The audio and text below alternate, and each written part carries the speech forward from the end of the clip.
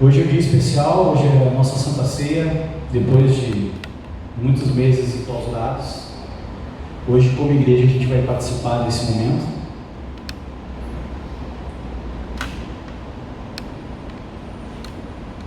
E aproveitando esse momento da Santa Ceia, nós vamos falar sobre mais um sola, que não é o solamento, é o solos Christus. Talvez esse é o mais óbvio e o mais conhecido, mas também nos dias de hoje é o mais necessário de ser pregado. Hoje os púlpitos estão cheios de autoajuda, de teologia voltada para o homem e não para a glória de Deus. Então por isso que é tão necessário a gente pregar essa mensagem, esse fundamento, esse pilar da igreja chamado Solos Cristo ou somente Cristo. Eu queria convidar vocês a abrir as Bíblias ou desbloquear as Bíblias de vocês em 1 Coríntios capítulo 1.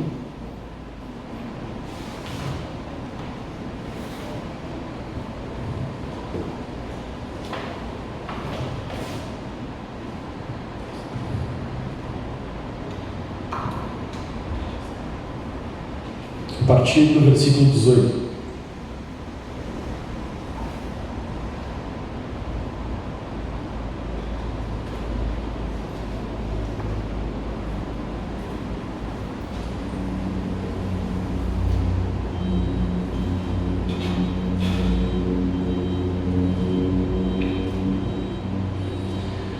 Quando eu era jovem, eu gostava muito dessa palavra.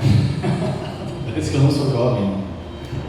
Mas quando eu era adolescente, eu gostava dessa passagem, porque falava sobre, vocês vão ver aqui, sobre loucura, sobre coisas que adolescentes gostam.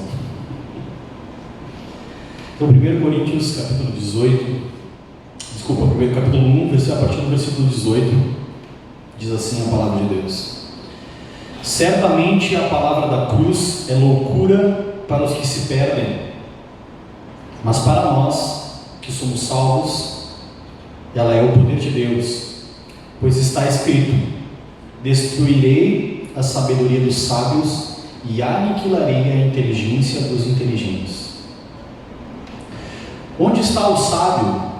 Onde está o escriba? Onde está o questionador deste mundo? Não é de fato que Deus tornou louca a sabedoria deste mundo?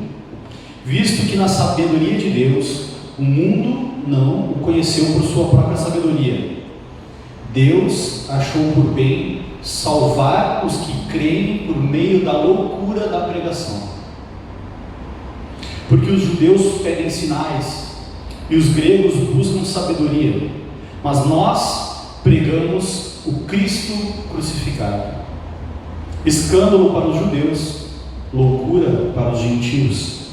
Mas para os que foram chamados, tanto judeus como gregos, Cristo é o poder de Deus e a sabedoria de Deus, porque a loucura de Deus é mais sábia do que a sabedoria humana, e a fraqueza de Deus é mais forte do que a força humana. Irmãos, considerem a vocação de vocês. Não foram muitos chamados sábios segundo a carne, nem muitos poderosos, nem muitos de nobre nascimento. Pelo contrário, Deus escolheu as coisas loucas do mundo para envergonhar os sábios, e escolheu as coisas fracas do mundo para envergonhar as fortes. E Deus escolheu as coisas humildes do mundo e as desprezadas, e aquelas que não são, para reduzir a nada as que são, a fim de que ninguém se glorie na presença de Deus. Mas vocês são dele, em Cristo Jesus, o qual se tornou para nós, da parte de Deus, sabedoria, justiça, santificação e redenção, para que, como está escrito, aquele que se gloria, glorie-se no Senhor. Irmãos, quando estive com vocês, anunciando-lhes o mistério de Deus, não o fiz com ostentação de linguagem ou de sabedoria. Prestem bem atenção nesse versículo agora. Porque decidi nada saber entre vós, a não ser Cristo, Jesus Cristo, e esse crucificado. Porque decidi nada saber entre vós, a não ser Jesus Cristo, e este crucificado. Até aí. Senhor, obrigado pela tua palavra. Pedimos agora, Senhor, sabedoria divina, Senhor, iluminação do teu Espírito, não só para mim como pregador, mas para todos que estão aqui, Senhor, para que possam compreender a grandeza, Deus, da tua palavra, Senhor, e te receber por fé no coração. Em nome de Jesus, ilumina as nossas mentes e não se oculta de nós, pelo contrário, nós sabemos através da tua palavra que é teu desejo se revelar a nós. Então se revela a nós nessa noite em nome de Jesus. Amém, amém e amém.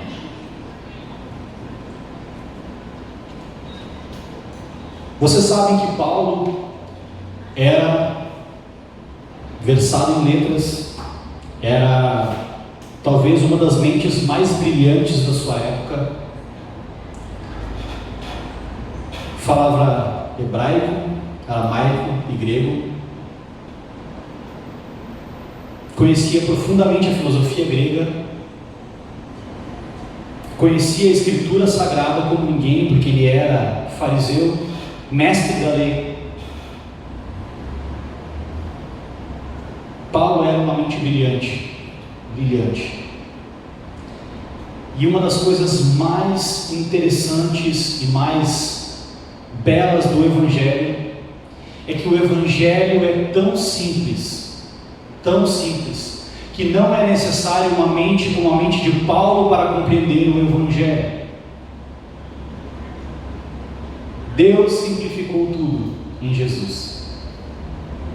Então, aqui na igreja de Corinto, tinham muitos sábios e as pessoas buscavam sabedoria através da filosofia grega ali, né? O berço da sabedoria, filósofos e tal, tudo aquilo que a gente conhece de construção filosófica aconteceu um pouco antes de Cristo, e nesse meio tempo em que Cristo esteve entre nós, na época de Paulo. Então os coríntios buscavam e queriam se chegar a Deus através da sabedoria, do conhecimento, da filosofia. Hoje em dia, nós somos incomodados todos os dias por filosofias diferentes, visões de mundo diferentes, conselhos de todos os lados, daquilo que fazer, do que não fazer, do que comer, do que não comer, daquilo que dá prazer, daquilo que não dá prazer, daquilo que é sucesso, daquilo que não é sucesso. Existem muitas vozes ecoando no mundo, existem tantas vozes que a gente nem consegue discernir direito, e a gente se vê ansioso, preocupado e atordoado com tanta coisa que nós vemos e ouvimos.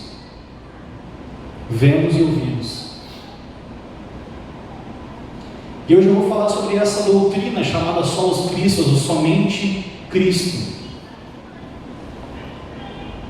Porque Deus fez convergir todas as coisas em Cristo, como diz na palavra, para que fosse simples, para que não fosse uma das maiores heresias que tentou destruir a igreja no primeiro século foi justamente o gnosticismo, que era o se chegar a Deus através de um certo conhecimento, que não era para todos, que era só para aqueles que realmente chegavam ao conhecimento, obtinham o conhecimento.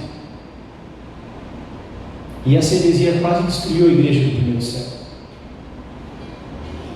E aqui a gente vê Paulo. Eu não sei há quanto tempo vocês estão na igreja, quanto tempo vocês frequentam uma igreja evangélica. Eu sei que tem alguns mais novos, alguns que têm poucos anos de conversão, de ter intimidade com a Bíblia, ter contato com pregação. E eu sei que muitas vezes a gente já ouviu falar, né, sobre Cristo, sobre a obra da cruz. E talvez no nosso coração a gente possa ter nascido esse sentimento, tipo assim, muda o disco, né? Muda a fita, ou muda o DVD, ou muda a série, muda aí o tema. Fala sobre outra coisa, né? Eu quero ir para a igreja, eu quero, sei lá, um bom conselho para melhorar meu casamento, para prosperar na vida. E hoje em dia as igrejas estão cheias de pessoas que querem ouvir da Bíblia bons conselhos, 5 passos para obter a felicidade à luz da Bíblia. Não confie em listas, por favor, não confie em listas. A nossa esperança tem que estar em Jesus.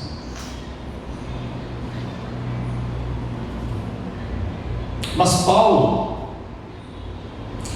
era um homem de uma única pregação. Paulo era um homem de uma única pregação. Ele escolheu pregar somente Cristo.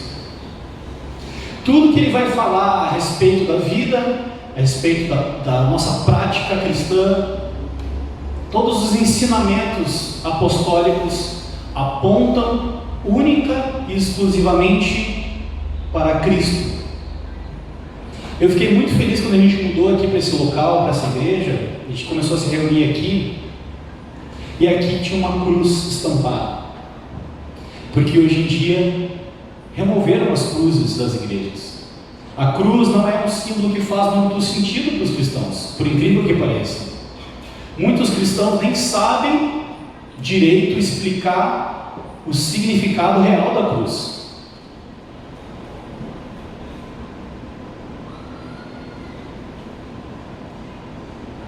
A cruz de Cristo é o símbolo maior do cristianismo, deveria ser. Muitas igrejas, muitos templos hoje não têm pregado esse Cristo. Vocês viram aqui que Paulo fez questão de frisar, não um Cristo exaltado, um Cristo ressurreto, mas um Cristo sofredor, crucificado. É por isso que Paulo falou aqui que o Evangelho é loucura,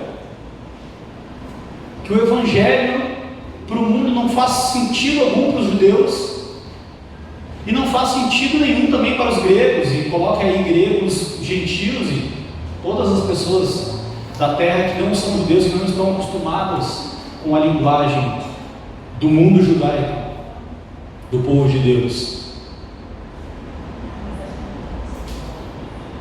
O Evangelho é um escândalo.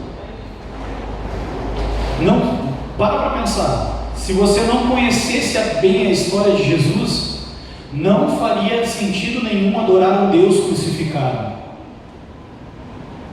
Um Deus que se humilhou, que foi humilhado, que foi cuspido. Você lembra daquela cena da Paixão de Cristo, onde prenderam Jesus? E os soldados romanos colocaram uma coroa de espinho na cabeça dele, e debochando e blasfemando, se prostraram diante de Jesus. Olha o rei dos judeus. Mal sabiam eles que eles estavam de fato se prostrando diante de Jesus, do Senhor, do Rei dos Reis e Senhor dos Senhores. Essa é uma das ironias do Evangelho de Mateus. Mal sabiam eles que de fato eles estavam diante de Deus, se prostrando ironicamente diante de Deus.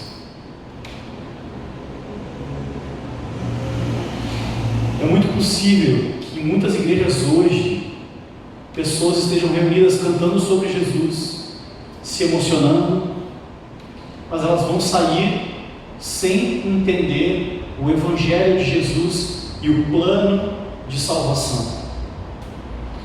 Teve um livro que eu li que mudou completamente a minha visão a respeito do Evangelho.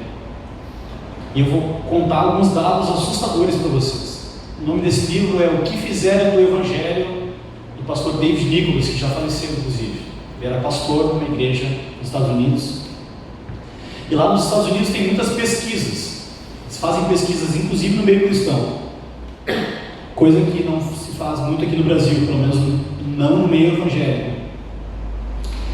E eles queriam fazer uma pesquisa a respeito de se nas igrejas evangélicas estava se pregando o Evangelho, estava se falando sobre Jesus. Porque em algum outro momento pode falar sobre Moisés, sobre Jó, sobre Arão, sei lá, sobre outros personagens da Bíblia. Mas será que nas igrejas evangélicas estava se pregando o Evangelho de Jesus? Eles fizeram uma pesquisa nos Estados Unidos. E para não ser parcial, tentar minimizar a margem de erro, seria injusto pegar um domingo aleatório e ir na igreja, porque poderia ser pegar outra coisa, né? Outro tema e tal. E aí então eles fizeram essa pesquisa nos cultos de Natal e Páscoa. Tem como não pregar Jesus no Natal e na Páscoa? Nos cultos de Natal e Páscoa de 500 igrejas nos Estados Unidos, que tinham mais de 1.000 membros, e pasmem, no culto de Natal e Páscoa, 92% das igrejas não pregaram Jesus e o Evangelho. Isso é uma estatística real, não estou inventando. De fato, eu falo com propriedade porque eu li todo o livro. Não estou pegando uma citação de um livro que eu não li. Eu li todo o livro e eu sei que essa pesquisa é real, porque eu já vi outras pessoas falando a respeito disso. Parece assustador, mas essa é uma realidade. A cruz de Cristo, o Evangelho de Jesus, perdeu a centralidade, a igreja perdeu a centralidade do Evangelho. Talvez porque os líderes da igreja tentaram agradar uma multidão que estava interessada em não na cruz de Cristo e no Evangelho, mas em outros assuntos que não eram o Evangelho.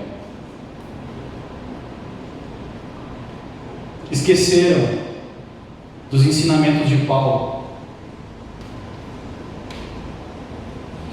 Paulo, para os coríntios, ele escolheu nada saber senão Cristo e esse crucificado. Em Cesareia, ele pregou lá para o carcereiro, quando ele estava preso, e ele falou: crê no Senhor Jesus e será salvo tu e a tua casa. Lá em Gálatas ele fala que ele foi escolhido desde o ventre da mãe dele para pregar o Evangelho de Jesus. Paulo era um pregador de uma mensagem só. E é fato que se eu ficar falando do Evangelho todo santo sábado ou santo domingo, ou toda semana, muitas pessoas vão estar nisso. De fato, as pessoas têm dificuldade de aplicar o Evangelho na sua própria vida. A história do Evangelho todo mundo deveria saber, pelo menos. Mas como aplicar o Evangelho na vida?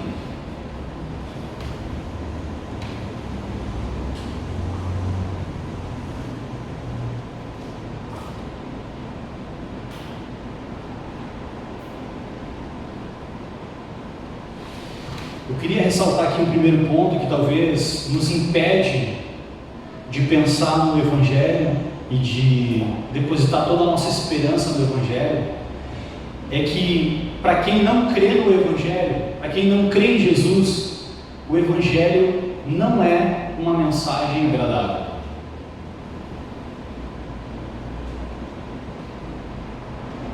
Um dos maiores erros de igrejas, de pastores. Eu também falo isso com propriedade, porque eu já tentei trilhar esse caminho.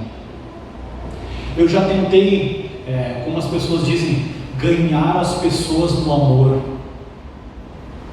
Pregue o Evangelho, se necessário, use palavras. Essa frase está errada. O Evangelho é a própria palavra de Deus. Quer ver como é necessário usar palavras para pregar o Evangelho? O próprio Jesus Cristo apareceu para Paulo no caminho de Damasco, e ele caiu do cavalo. E aí Deus falou com o discípulo dele para ir lá pregar o Evangelho para Paulo.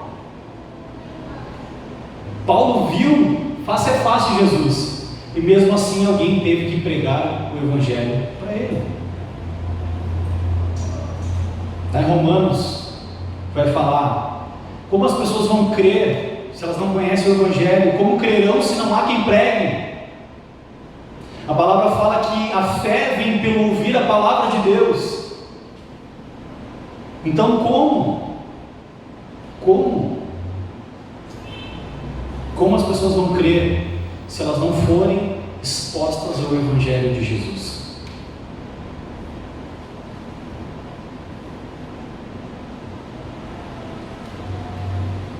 Esse verso é muito interessante.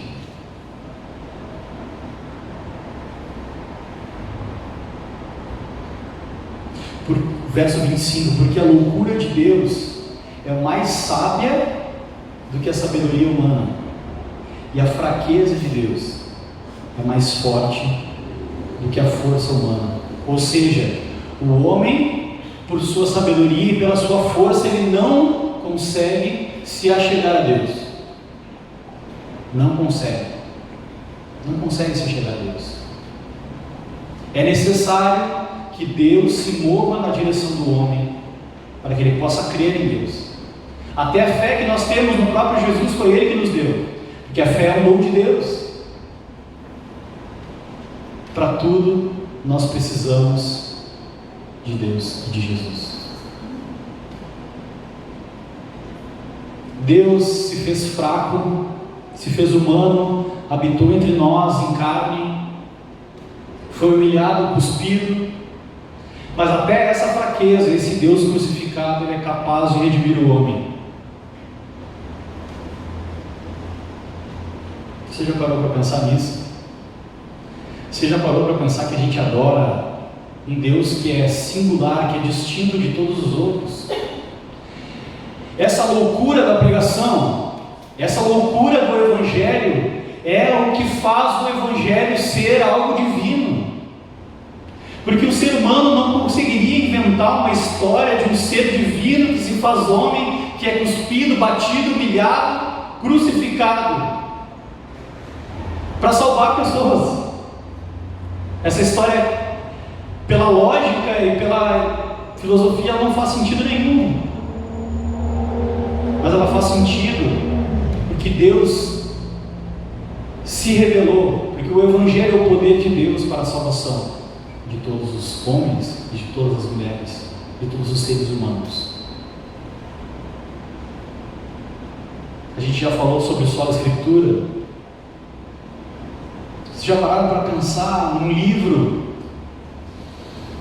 escrito por mais de, 60 pessoas, durante mais de 2000 anos, entre um livro e outro, um compilado de livros, de pessoas diferentes, de culturas diferentes, de tempos diferentes, que se complementam um ao outro, que revelam a mesma mensagem, que é a mensagem da redenção, a mensagem do Evangelho.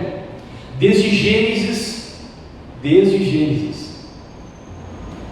a figura do Cristo Redentor aparece. Quando lá em Gênesis, depois da queda, Deus fala que o filho da Eva pisaria a cabeça da serpente, Ele estava falando a respeito de Jesus. Eu queria ressaltar aqui duas histórias que eu acho muito interessante para exemplificar bem a incapacidade do homem de se chegar até Deus e a bondade de Deus ter escolhido um povo, ter escolhido descendentes de uma família, de uma geração, para se chegar até o homem. Em Gênesis capítulo 11, vocês lembram da história da Torre de Babel? E não é a novela da Globo. Vocês lembram da história da Torre de Babel? Os homens falavam a mesma língua e eles queriam construir uma escada para chegar até os céus, para chegar até Deus.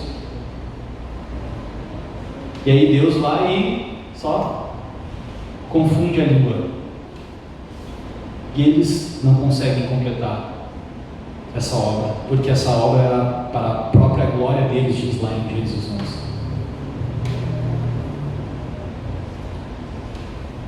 Mais para frente, Jacó tem um sonho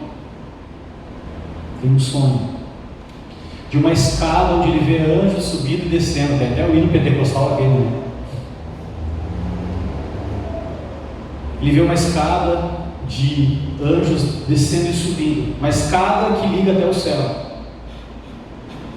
E essa escada aponta também para isso que vai acontecer através de Jacó, que depois se transforma em Israel, o povo escolhido de Deus.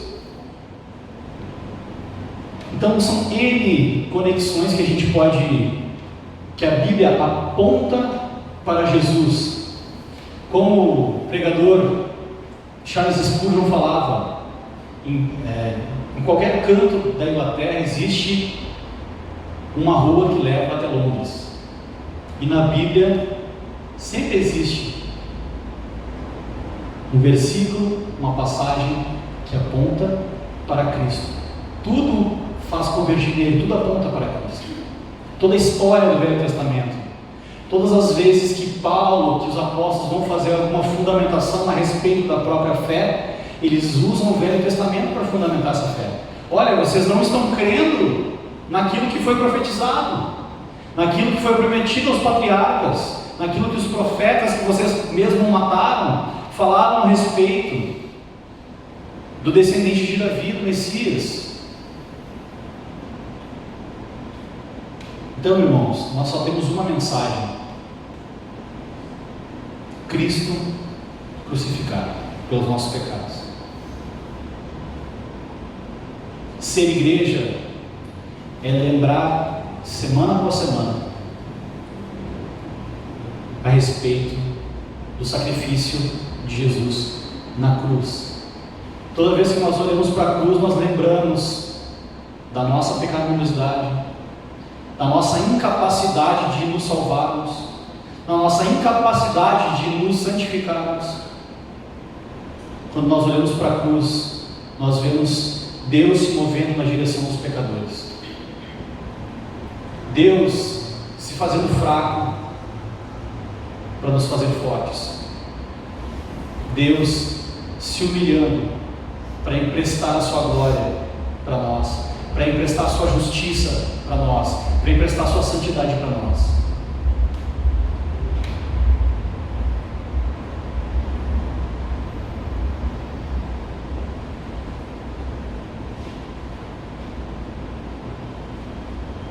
Eu sempre gosto de frisar que a gente costuma não falar que Jesus morreu por mim, porque isso pode parecer não tão claro.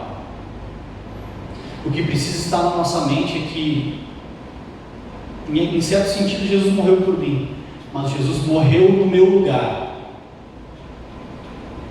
porque aquela cruz, aquele castigo, aquela condenação era para os meus pecados.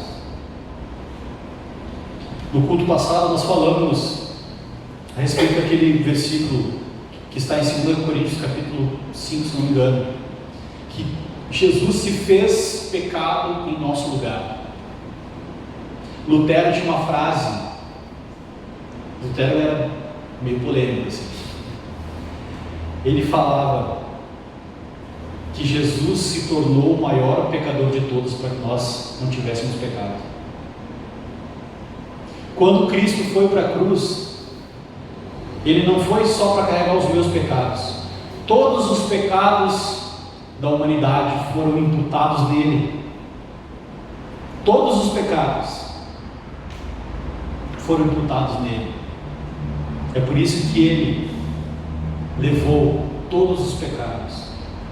Algo que eu queria deixar bem frisado aqui, pode ser um equívoco teológico, que muitas pessoas pensam, é que a cruz, ela não abriu a possibilidade de salvação. A cruz não é uma possibilidade. Cristo não morreu em vão. Cristo foi para a cruz para salvar os seus eleitos. Ele já sabia por quem ele estava dando a vida. Ele não deu a vida por quem não quer ele. Isso é um equívoco. Então, se você recebe a salvação e se você crê em Jesus, aí sim você pode dizer: Jesus morreu por mim.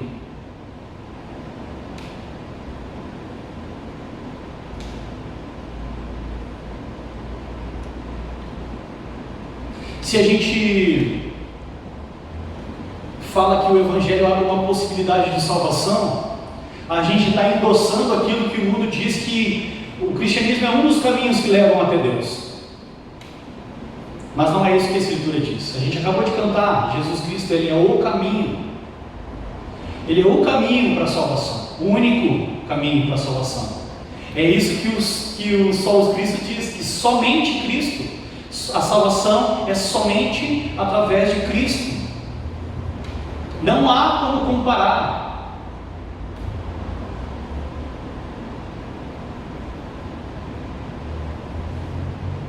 Qualquer outro caminho que não é o caminho de Jesus é um beco sem saída.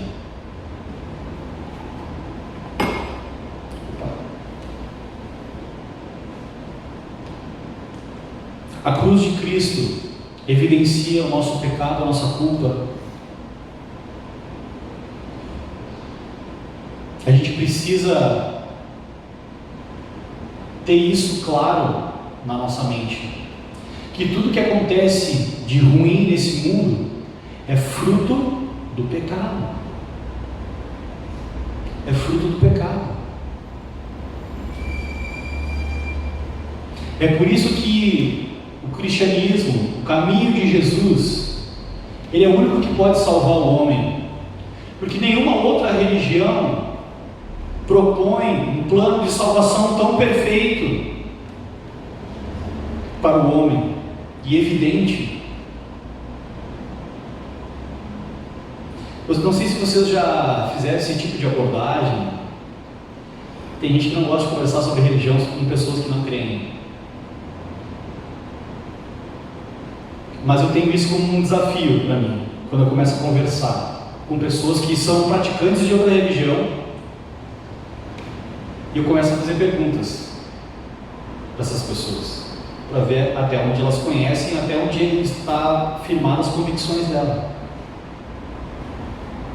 Pergunta sobre o plano de salvação para o cara que é budista. Pergunta sobre o plano de salvação para alguém que é espírita. Olha, já conversei com muita gente. Nunca souberam me explicar onde é que acaba o ciclo do vai e volta, vai e volta, vai e volta, vai e volta, vai e volta. Nunca me souberam explicar.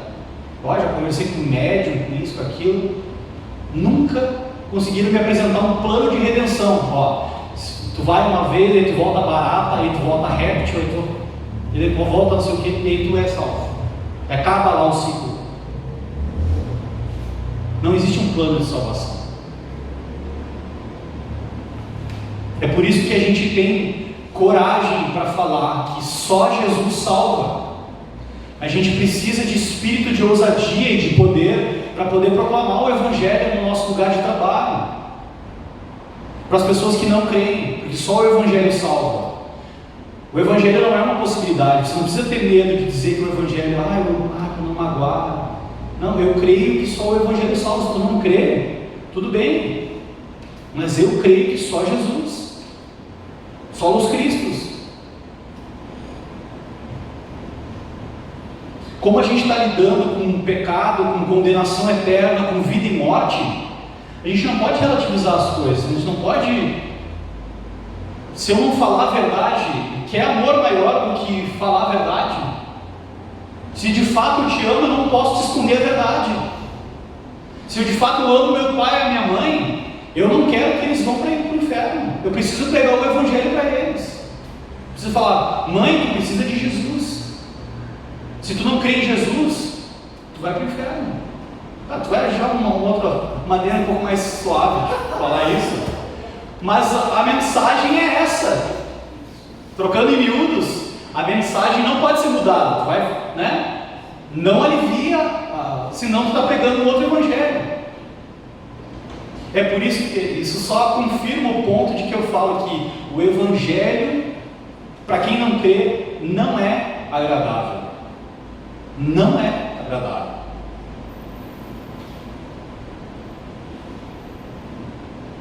Eu sempre uso essa explicação.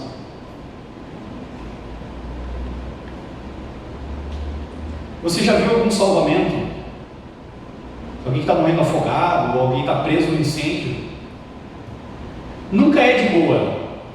O cara está morrendo afogado, o salva-vida vai com aquela pranchinha lá assim: ô amigo, me alcança a tua mão aqui, eu estou te oferecendo uma oportunidade de salvação aqui. Irmão, é dramático, é tenso, é pegar pelos cabelos, o evangelho também é isso. Porque no fundo, o homem não quer ser salvo.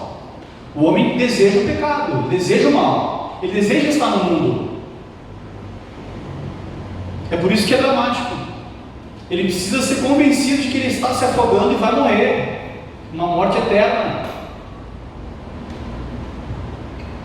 O evangelho é dramático.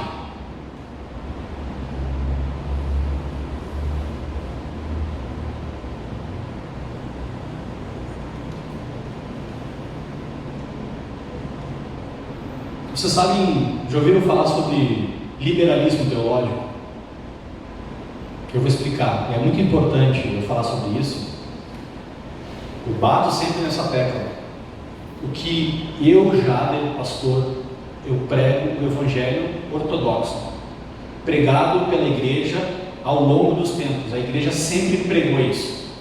A mensagem fiel às escrituras, fiel àquilo que a palavra diz, sem tirar nem pôr, sem aliviar nenhuma expressão e nenhum sentido da palavra de Deus. A palavra de Deus é divinamente inspirada, infalível e inerrante. É isso que a igreja sempre acreditou.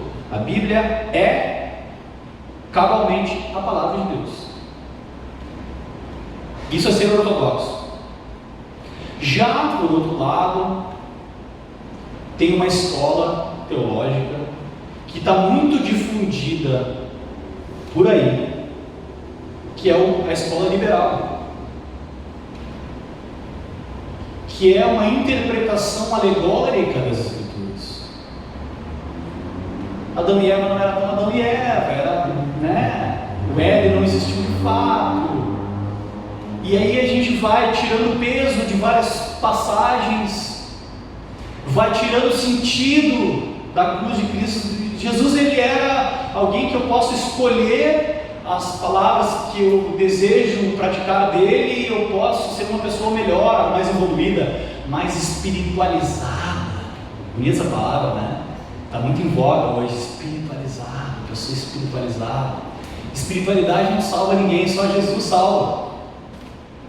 Só Jesus salva. Espiritualidade não salva ninguém. Pode, enfim, vou falar para não pecar. Espiritualidade não salva ninguém, só Jesus salva. E o liberalismo teológico, ele faz isso. Ele quer reinterpretar a Bíblia, ele quer atualizar a Bíblia. A minha já é que o que eu estou pregando aqui hoje é Nova Almeida atualizada, então não precisa atualizar mais. É só atualizar a linguagem, não o sentido e o significado das palavras. Eu costumo dizer que a gente está vivendo uma guerra etimológica. As pessoas querem distorcer o sentido real das coisas, mudar o sentido real das palavras, das expressões, do sentido de tudo, né? Uma palavra que a galera super ultra progressista gosta de usar é ressignificando. Se a gente não sabe nem o significado real daquilo, como é que eu vou ressignificar aquilo? A volta para a Escritura é encontrar o real sentido daquilo que Deus falou para nós.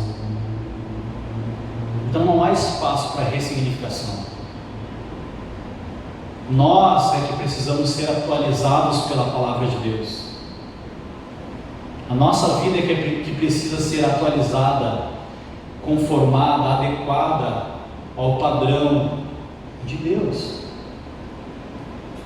Ele é o Criador, Ele é o sustentador.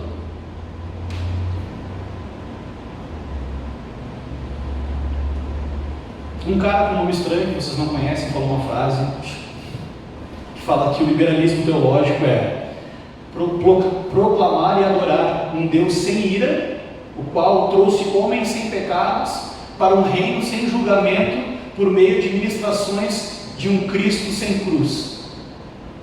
Isso é liberalismo teológico. Pecado não é pecado, não existe pecado, pecado é relativo, cada um descobre qual que é o seu verdadeiro pecado.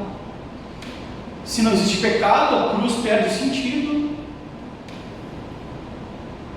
Deus, no fundo, não está irado, ele pode estar meio chateado, mas vai passar, de boa.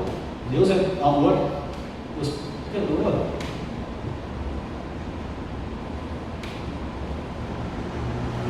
Um Cristo sem cruz. O que a gente tem mais visto por aí hoje é pessoas pregando Cristo sem cruz. É um pouco da filosofia de vida de Jesus como inspiração. Não quis saber nada entre vós a não ser Cristo e esse crucificado. Esse crucificado. Não aceite um Jesus sem cruz. Escorei aqui, vacalei tudo.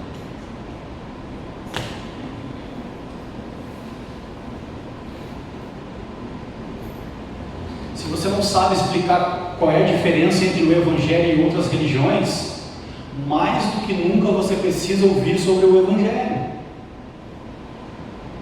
O Evangelho é singular, ele é diferente de todas as outras religiões. E nós cristãos precisamos saber explicar o Evangelho. Primeiro para nós, para que a gente possa ter uma fé racional, não uma fé idiota, não uma fé esquizofrênica, uma fé vacilante e sentimental, histérica, epitelial. Nós precisamos ter uma fé racional, baseada em princípios racionais da Bíblia. O Evangelho é claro, a gente precisa conhecer o Evangelho. Eu sempre pergunto, o que é o Evangelho?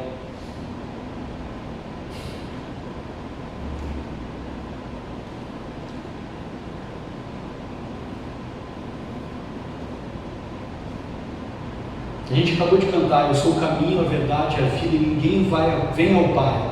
Olha que interessante. Todo mundo, a gente cantou até vai ao Pai, mas está errada a letra. É vem ao Pai. Vamos mudar essa letra. Porque ele faz parte do Pai, ele faz parte da Trindade. Então olha o que Jesus falou, olha como há sentido. Ninguém vem ao Pai senão por mim.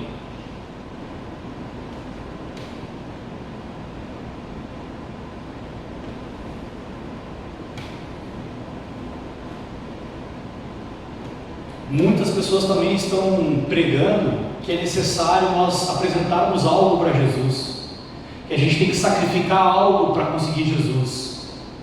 Mas não. A única coisa que nós precisamos é crer na cruz, no Evangelho de Jesus. Tem um hino reformado que fala: nada em minhas mãos eu trago, apenas em tua cruz me agarro.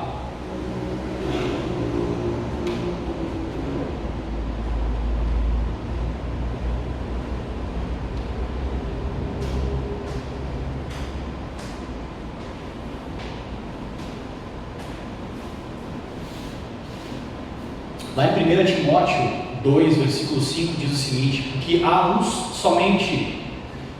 só Deus e um só mediador entre Deus e a humanidade, Cristo Jesus, homem.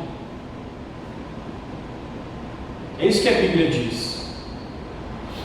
Você não vai encontrar na Bíblia todos os caminhos levam a Deus, escolha o seu. A cruz é uma oportunidade de salvação. Não, só existe um mediador entre Cristo, entre Deus e a humanidade, e é Jesus.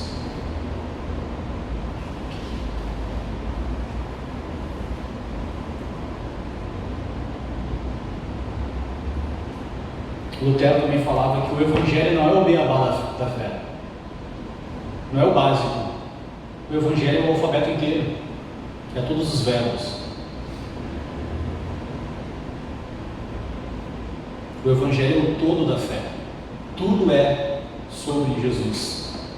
Tudo é sobre Jesus.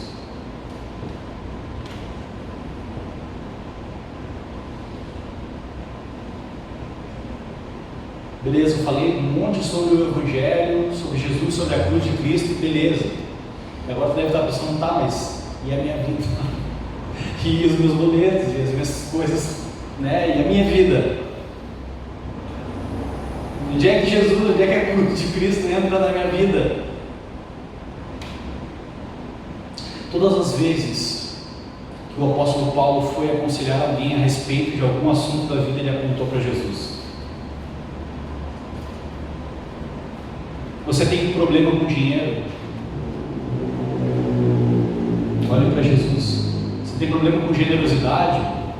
Olhe para Jesus. Ele era rico e se fez pobre para que nós fôssemos ricos. Você está com um problema no casamento? Você é marido? Está com um problema no casamento? Olhe para Jesus. Maridos, amem sua esposa como assim como Cristo amou a igreja e a si mesmo se entregou por ela. Toda vez que Paulo vai ensinar alguém sobre algo, sobre como viver a vida, ele vai falar sobre o Evangelho, sobre a pessoa de Jesus. Paulo não falou assim, olha, cuidado com o Ricardão, se você não cuidar do seu casamento, você vai ser chifrado. Não foi isso que Paulo falou. Paulo falou, olhe para Cristo, imite o exemplo de Cristo, olhe para o Evangelho, olhe para a cruz. Então tudo o que nós precisamos é aprender a aplicar o Evangelho, a aplicar esse conceito de somente Jesus na nossa vida. O Evangelho é poderoso para transformar todas as áreas da nossa vida. Só que muitos cristãos não creem nisso, porque não é ensinado isso. A gente busca soluções para as diferentes áreas da vida, em outras áreas. Eu creio um pouco em horóscopo, eu leio Osho, eu leio não sei o que, e faz umas miscelâneas lá de fruta, quando a gente está negligenciando o Evangelho, que é uma pérola, que é um tesouro que nos foi entregue.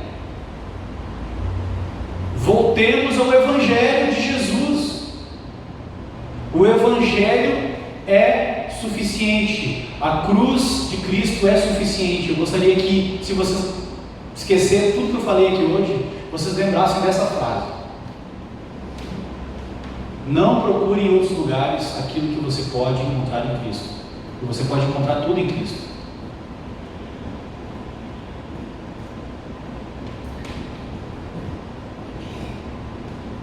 Jesus é o pão da vida, Ele é o amor, Ele é espírito e vida, Ele é a rocha onde nós edificamos a nossa casa. Tudo em Cristo, tudo em Cristo. Toda a vida do cristão deve ser calcada, pautada em Jesus e na mensagem do Evangelho de Jesus. É isso que quer dizer os solos cristos. Que esse conceito, que essa mensagem, que essa doutrina seja verdade na minha e na tua vida. Que a gente pare de depositar a nossa esperança em coisas que não são Cristo. Na política, em relacionamentos, na sua profissão. Nada disso pode trazer redenção para mim e para a tua vida. Somente Cristo. Somente Cristo pode promover aquilo que no fundo o homem anseia. Todos nós temos aqui dentro um grito desesperado por redenção. Você pode tentar preencher isso com dinheiro, você pode tentar preencher isso com poder, com ideologia, com filosofia, com estilo de vida, com sexo, mas você só vai ser plenamente satisfeito e redimido quando depositar a sua fé completamente e exclusivamente em Jesus. Não aceite o que o mundo diz. Pois é, somente Cristo. Que isso fique grudado no teu coração. Cristo é suficiente. Cristo é suficiente para salvar minha família. Cristo é suficiente para transformar o meu caráter. Cristo é suficiente para aliviar as minhas dores, mesmo sem aliviar as minhas lutas. Cristo é suficiente para me trazer paz e alegria em meio à pandemia, em meio ao sofrimento. Cristo é suficiente. Somente Cristo. Somente Cristo. É isso que essa doutrina quer dizer. E é isso que Deus quer falar conosco nessa noite. É que a gente pare de depositar a nossa fé em outras coisas. Em nós mesmos, nos nossos sonhos, na nossa profissão, no namoro, numa pessoa, na política. Não importa quem vai ganhar amanhã, ou não vai para o segundo turno, não sei. Não importa se o Trump ou se o outro lá ganhou. Como diria o João Pai, são só uma nota de rodapé na história da humanidade. Mas tem um nome que é sobre todo nome, que continua ecoando na história, independente de qual seja o governo, e esse nome é o nome de Jesus. É nele que nós devemos colocar a nossa esperança e a nossa confiança. Então, irmãos, não tem por que a gente brigar por política, por futebol, por nada. Porque a nossa esperança aqui, de todos, deve ser depositada única e exclusivamente em Jesus. Amém? Vamos fechar os nossos olhos. Logo em seguida nós vamos cantar e a gente vai participar da ceia. Feche teus olhos. Senhor Jesus, obrigado pela tua palavra, Pai. Nos ajuda a confiar em Ti. Nos ajuda a confiar em Ti, Senhor. Única e exclusivamente em Ti. Porque só Tu podes salvar. É nisso que nós cremos, Pai. Tu é o único mediador entre Deus e a humanidade. Tu é o único poderoso para perdoar pecados. A Tua obra redentiva na cruz é suficiente para trazer redenção para a minha vida e para eu experimentar a verdadeira redenção na minha vida, no meu casamento, em todas as instâncias da minha vida.